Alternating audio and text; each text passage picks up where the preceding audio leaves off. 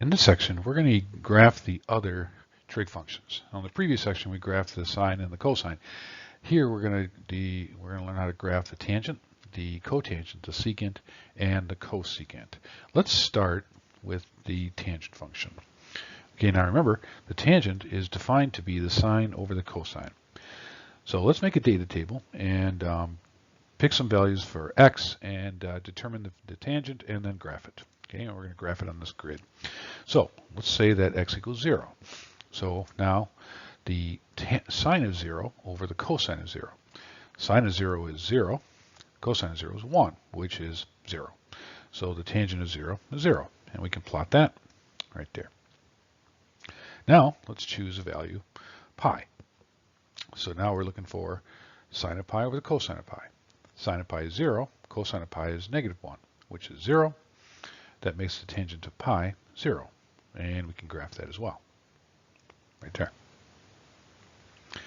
All right, now let's pick a value of negative pi. Okay, so over here. Now the sine of negative pi is 0. The cosine is negative 1. It's pretty much the same as pi, right? So that leads us to 0. And that's going to get us a 0 there. 2 pi. 2 pi over here. The sine is 0. The cosine is 1. So that's a value of 0 as well. And finally, negative 2 pi is going to be 0 and 1 again, essentially the same place as 2 pi, right? And that's going to be 0, which we can plot. Okay, so now we have some zeros. Now let's choose pi over 4. Now the tangent of pi over 4 is the sine of pi over 4 over the cosine. Sine of pi over 4 is root 2 over 2. Cosine is also root 2 over 2, and the ratio is equal to 1. And we can plot that, and that'll be right there. Okay. Then we can pick negative pi over 4, and that will be 0 over, that'll be in quadrant 4, positive root 2, or the sign is negative root 2 over 2 over positive root 2 over 2, and the ratio is negative 1. So that's right there. Okay. All right, now let's choose pi over 2. Okay, now the sine of pi over 2 over the cosine of pi over 2. The sine of pi over 2 is 1. The cosine is 0. And that's undefined. Well, how do you graph undefined? Well, you can't really.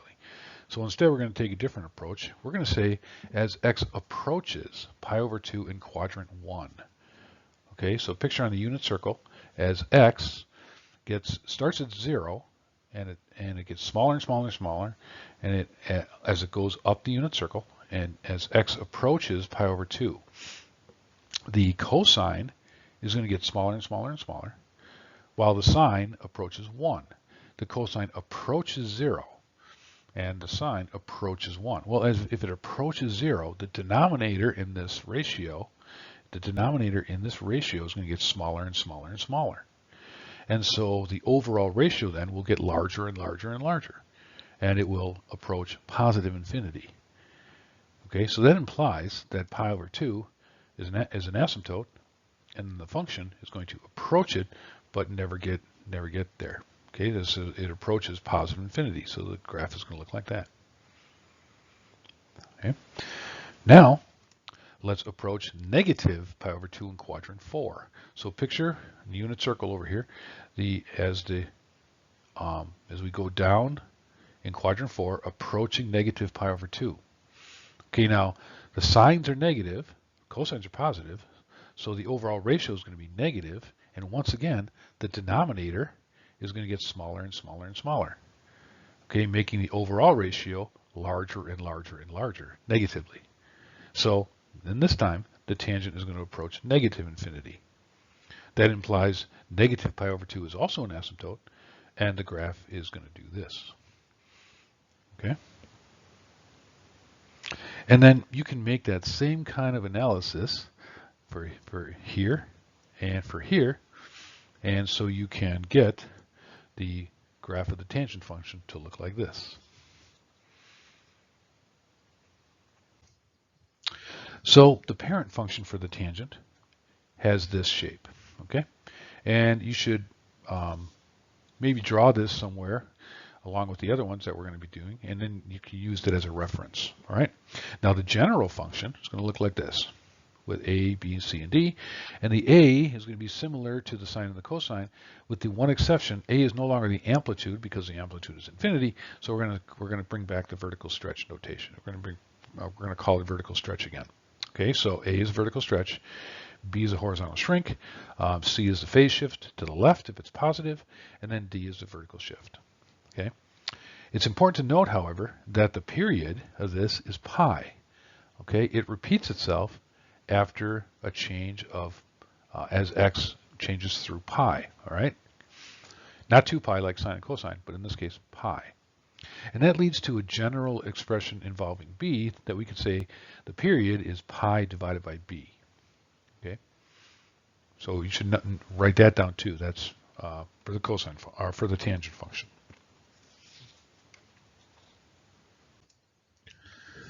All right, let's graph 3 periods of y is equal to tangent of 2x. All right, now the general form rather is this, and so we can label these values with an a and a b. There is no c and there is no d. Okay, here's what the parent function looks like, so we're going to use that as a visual aid. Now with no c and d, there is no vertical or horizontal shift, and what that means is that the axes are going to remain at the same place. Okay, the axes don't move. The origin is in the same place for this function as it was for the parent function. Okay, and that means that the tangent of 0 is 0. The origin is a data point for this. Okay, so it'll be a data point here as well, and then we can just graph it right there.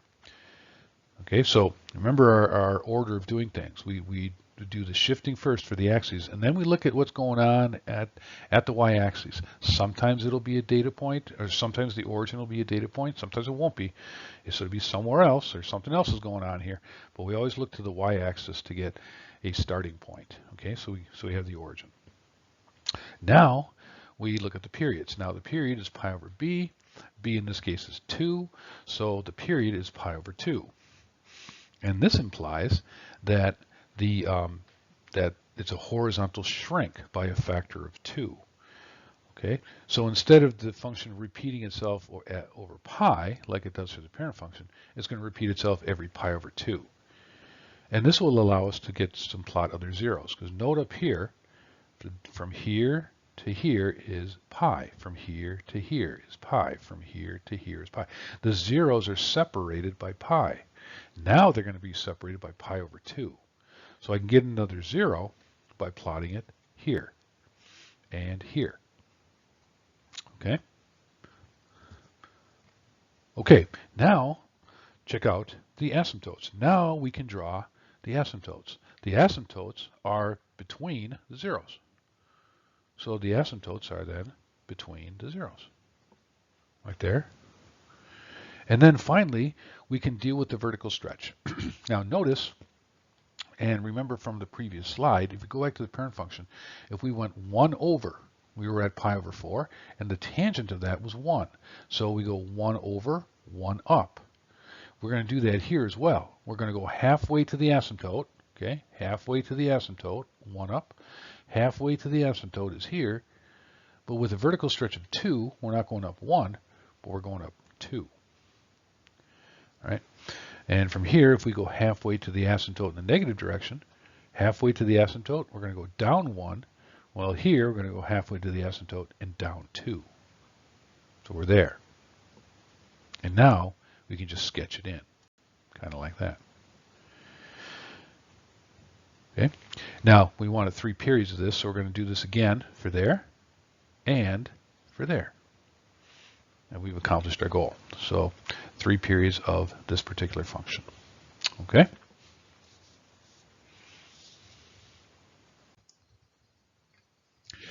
Now let's graph 3 periods of this function, which is once again a tangent. Okay? There's the general form. Okay, here's a grid to help us out. And then when we label this, this has a C and a D. So this one has a vertical shift of down 1, and it has a horizontal shift or a phase shift of pi over 4 to the left. All right, so now let's redraw a new set of axes. Okay, I scaled it like this. So that means that the new x-axis is down 1, okay, at -1, and the y-axis is at negative pi over 4. It's pi over 4 to the left. Okay. All right, now we're going to deal with what happens at the y-axis, right? For the parent function, we know that the origin is a data point, so that means that our new origin is also a data point. Okay. All right, now let's deal with the period. Now the period is 1, b is equal to 1, so that implies the period is pi. So that means we can plot other zeros. The other zeros are going to be, again, and as with the parent function, these zeros are going to be pi units apart. Okay, so we can get the other zeros by going to pi away, which is, and as this is scaled, 4 boxes. So 1, 2, 3, 4, that leaves here. Okay, and there on the other side. Okay, now, so that's some zeros. Now we can also plot the asymptotes. The asymptotes are between the zeros. So let's plot the asymptotes there. Okay. And now let's deal with the, and there. Get other asymptotes. We wanted 3 periods, right? So there's 1, there's 1, there's 1. And now let's plot other data points using the vertical stretch. So there is no vertical stretch here because a is equal to 1. So that means that if I go 1 over, I'm going 1 up in this direction, and then 1 over and 1 down in the other direction. So I get that. And now I can just sketch in my curve. All right. Same thing over here. And same thing over here. And we're done. Okay. And as a reminder, we can always test to see whether this graph is correct by just picking a value for x and putting it in there and then seeing if it works. For example, let's say I want to test this and I'm going to test this point right here. So pi over 2, I'm going to put pi over 2 in for here. Okay, pi over 2 plus pi over 4, 2 pi over 4 plus 1 pi over 4 is 3 pi over 4. That's in the second quadrant. Okay, that's in the second quadrant. That's sine over cosine. And the sine of 3 pi over 4 is positive root 2 over 2. The cosine is negative root 2 over 2. Their ratio is -1. -1 minus 1 is -2. Okay, and look, that's where this point is. It's at -2. All right, so passes the test, and I can be reasonably confident, I can be pretty confident that this graph is correct.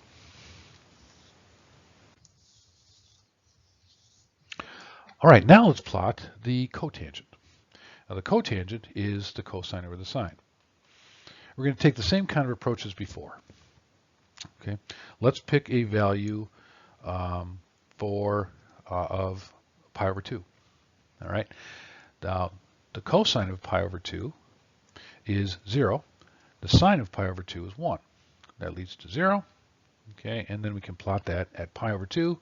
We have a 0. Okay. All right, now let's pick pi over 4. Now the cosine of pi over 4 is root 2 over 2. The sine is root 2 over 2. Their ratio is 1. Okay, so at pi over 4, it's 1. At 3 pi over 4, it's the cosine of 3 pi over 4 is negative root 2 over 2. The sine is positive root 2 over 2. Their ratio is -1. And so we get a point here. Scaling it as I have here. Okay. All right, now, instead of getting other data points, let's cut to the chase and just do this, labeling the quadrants, okay, like this.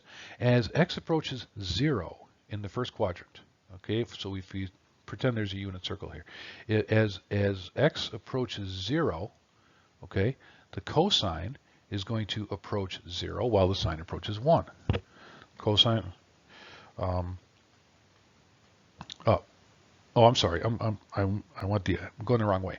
As x approaches 0, so I want to go this way. Sorry.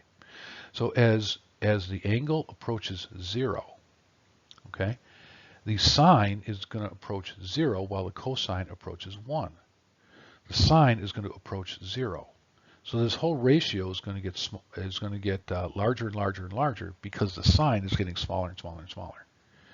And so the cotangent for there, as x approaches 0, it approaches positive infinity. So at 0, at x equals 0 in quadrant 1, we have an asymptote. Okay? As x approaches pi in quadrant 2, picture the unit circle. As x approaches pi, once again, the sine, the y-coordinate, is getting smaller and smaller and smaller. Okay, but the cosine is negative this time. So it's going to get something negative in the numerator over something in the denominator that's smaller and smaller and smaller. The ratio then will approach negative infinity. So at pi, we have another asymptote, and the function will approach negative infinity. So the cotangent looks like this. If I plot other periods, okay, the zeros will be here, asymptotes will be here, and we can recreate it here.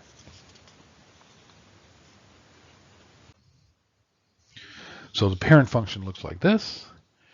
General form is the same, and the a, b, c, and d are the same. Note once again, the period is pi. The zeros are separated by values of pi. The asymptotes are separated by pi. And once again, the period can be found using b as pi over b.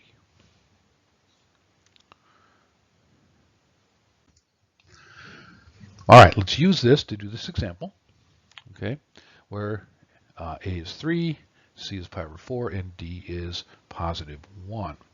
Okay, now we have a vertical shift of up 1, and we have a phase shift of pi over 4 to the left. So we can draw new axes. So up 1, pi over 4 to the left will yield new axes like this. Now, what's going on at the y-axis? Well, this time the y-axis is an asymptote. So this new y-axis will also be an asymptote. Okay. Now what we want are the other asymptotes. Well, if b is equal to 1, as it is here, that means the period is pi. All right, it's unchanged. So the asymptotes will be pi apart. So the asymptotes will be 4 boxes apart. So 1, 2, 3, 4. So there's an asymptote. There's an asymptote. There's an asymptote. Okay?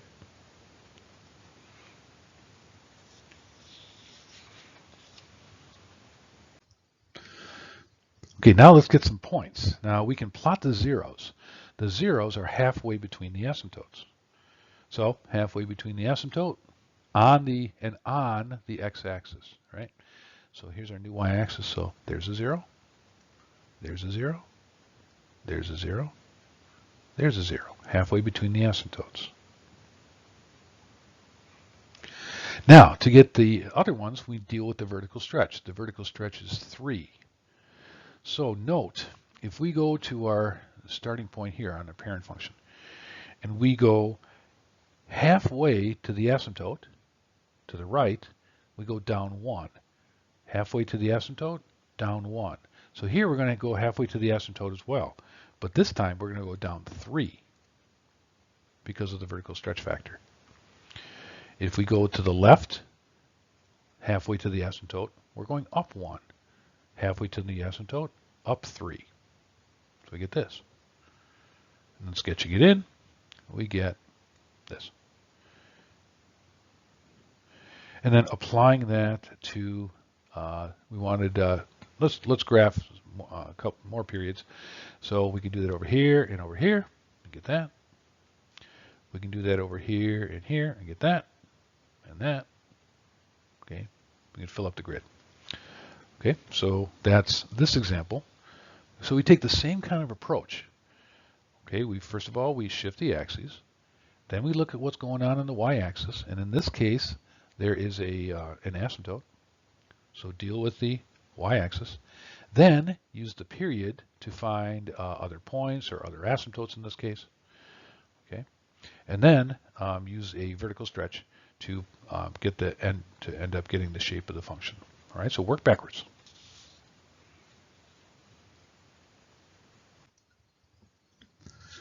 Let's move on now and plot the secant function. Now we're actually not going to use a table of values for here. We're just going to kind of analyze this in our minds. Okay, so the secant is equal to the reciprocal of the cosine. And the secant is 1 when the cosine is 1, because 1 over 1 is 1. Now when is the cosine 1? Well, it's at values of 0, 2 pi, and negative 2 pi. All right, so we can plot this. So we have the secant is 1 at 0, at 2 pi, and negative 2 pi. We can plot those. Okay. Now we can also say that the secant is negative 1 when the cosine is negative 1. 1 over negative 1 is negative 1. When is the cosine? Where is the cosine negative 1? The cosine is negative 1 at pi and negative pi. So we can plot that. All right, at pi and negative pi, the secant has a value of negative 1. Okay. Then we can also say that there are vertical asymptotes when the cosine is equal to 0. 1 over 0 is undefined, so we're going to get an asymptote there. Where is the cosine 0? The cosine is 0 at pi over 2 and 3 pi over 2. So we have asymptotes there, and there as well.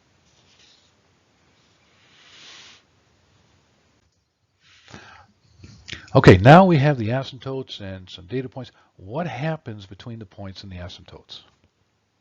Okay, in quadrants 1 and 4, the cosines are greater than 0. Okay, and as x approaches pi over 2, the cosine of x approaches 0. And if the cosine of x approaches 0, the secant approaches infinity. Positive infinity because the cosine is positive. Okay, so as x approaches pi over 2 from either direction, okay, it's going to be approach positive infinity. And so we're going to get something like this going on. Okay, either pi over 2 or negative pi over 2. Okay, the cosine is going to be approaching 0, but the cosines are positive in those quadrants. So the secant approaches positive infinity. In quadrants 2 and 3, we're going to have the same kind of deal, except this time the cosine is negative. As x approaches pi over 2 in quadrant 2, okay, it's like starting from here and then going towards here, as x approaches pi over 2, the cosine of x approaches 0, but negative this time.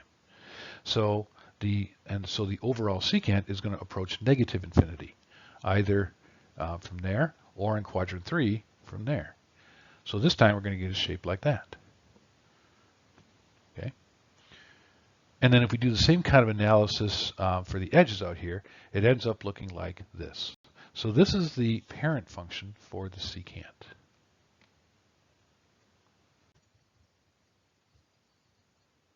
And it has the same type of parameters for A, B, C, and D. Except, now this time, the period is 2 pi. Notice if I start here, I go to 2 pi before it repeats itself. That may be a little bit more easily seen. Starting at negative pi over 2, it doesn't repeat itself until 3 pi over 2. That's a 2 pi separation, okay, before it repeats itself. It goes through once when it's above the axis, once when it's below the axis, and then it starts to repeat itself. So the period here is 2 pi. Thinking in a different way, the cosine has a period of 2 pi, and since the secant is 1 over the cosine, so the secant is also going to repeat itself after 2 pi, because so is cosine. So the period is 2 pi, and now in general, we have the same thing that we have for the cosine function. The period is equal to 2 pi over b. You should note that. All right, let's do an example here. Okay, the general form there, parent function there, and we have an a, a b, and a d. All right, now we don't have a phase shift because c is 0, and we have a vertical shift of up 1. So we can draw, there's the y-axis is the y-axis, but the new x-axis is at up 1 right here. Okay. Okay. Now, there's a vertical stretch of -2. Now, this point right here, this point, now we go to the y-axis. This point right here would be 1 up from that axis. But with the vertical stretch of -2, that +1 is multiplied by a -2, and so it goes down 2 units instead. Okay, so we go to the y-axis. After we find where the new origin is, then we go to the y-axis and see what's going on there. And for the parent function, it's displaced +1, but with this vertical stretch, it's displaced -2 instead. And so it goes down to here.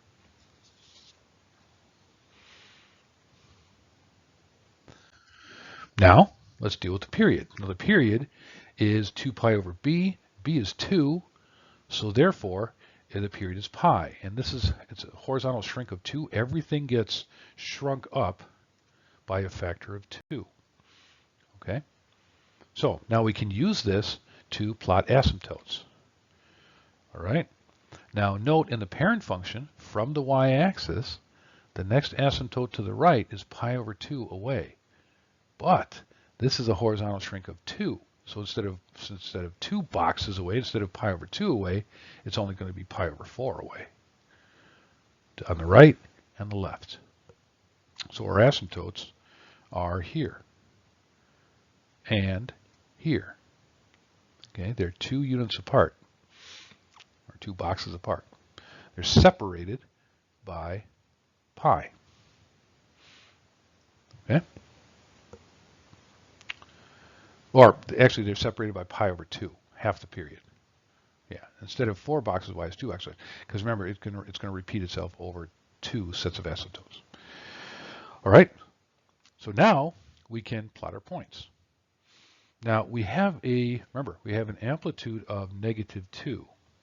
Okay, so we can, and in this one, okay, it's a -2. So this particular one over here, the next set of asymptotes, instead of being displaced -2, it's going to be displaced +2.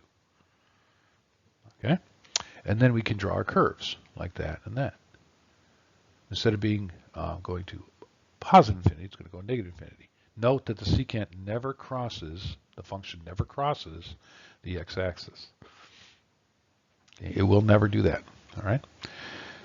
Okay, now let's graph 3 periods. It said we have 1, so we can get another set of points there, and then some more points over there. Okay, and then we can plot our curves there, and we're done.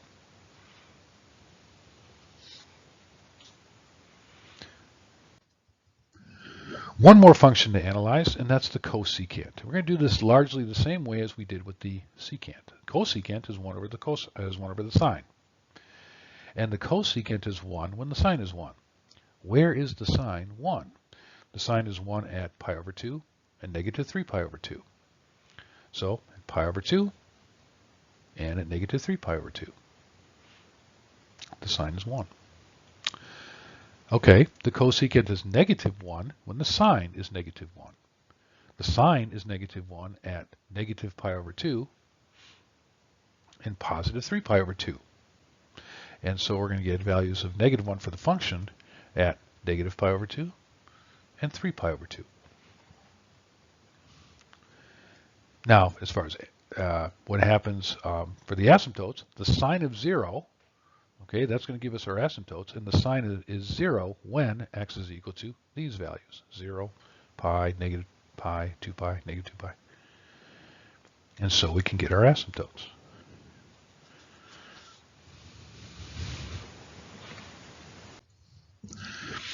Okay, now what happens between the points and the asymptotes? In quadrants 1 and 2, the sign is positive. Okay, so as sine of x approaches 0 and pi, because the sign is 0 but getting smaller and smaller and smaller, the cosecant is going to approach positive infinity. All right, so in quadrants 1 and 2, okay, as we get towards the asymptotes, the function is going to approach positive infinity. In quadrants 3 and 4, In quadrants 3 and 4, the sign is negative. Okay, so as we approach the asymptotes here, 1 over a ever smaller negative is going to be ever larger negative, and that's going to approach negative infinity. So in quadrants 3 and 4, the shape is like this.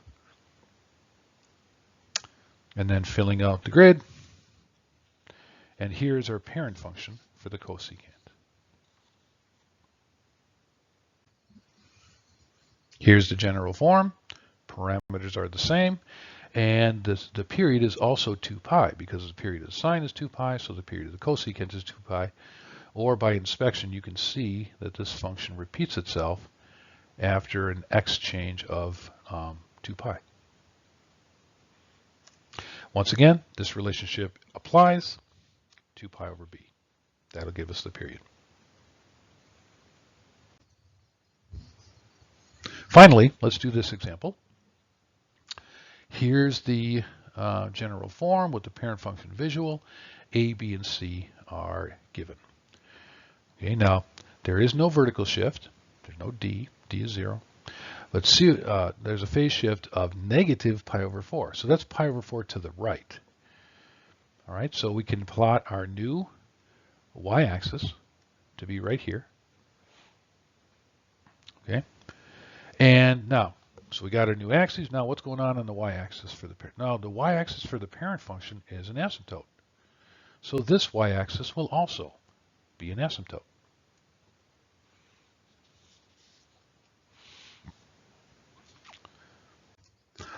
All right, now we're going to use the period to find other asymptotes. Okay, we started with an asymptote. We're going to use the period to find other asymptotes. So the period is 2 pi over b. B is 2, so that means the period is pi. This represents a horizontal shrink of 2. So instead of the asymptotes being 4 boxes apart or pi apart, they're going to be half of that instead, or 2 boxes apart, or pi over 2 apart. Okay, so we have asymptotes there and there. And drawing others as well, we have other asymptotes there.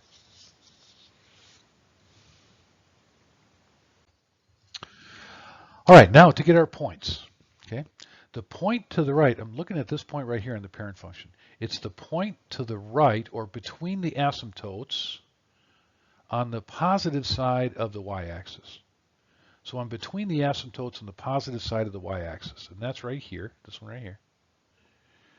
Okay, and the point is displaced up 1. Halfway between the asymptotes, it's displaced up 1, and that would put it there.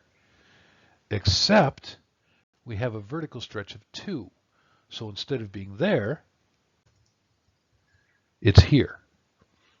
Okay, so this is the corresponding point for this point in the parent function being there. All right. Now the period is pi, which we can get by 2 pi over 2, which is pi. And so the other zeros will be pi halves apart. Okay, so we can plot the other points. Now correspondingly, we'll have a point here and here being pi apart. Okay. All right, and then on the underside we get these. That corresponds to these down there. And then we can sketch the curve in. Note once again, if it's above the y-axis, it goes to positive infinity. If it's below the y-axis, it goes to negative infinity. Okay, and so we get our curves like that, and then like that, and we're done. Okay, so plotting the tangent, the cotangent, the secant, and the cosecant, we apply the same steps of the analysis in each case. Okay, have a parent function as a visual, and work your way backwards. First, locate the axes, the new axes, and then what happens at the y-axis. In this case, there's an asymptote. Okay, apply that to the new y-asymptote, wherever it is, and then use the period and go from there to get other asymptotes or other points. All right. have fun with the practice problems. Give them a try, and hopefully it'll become easier with time.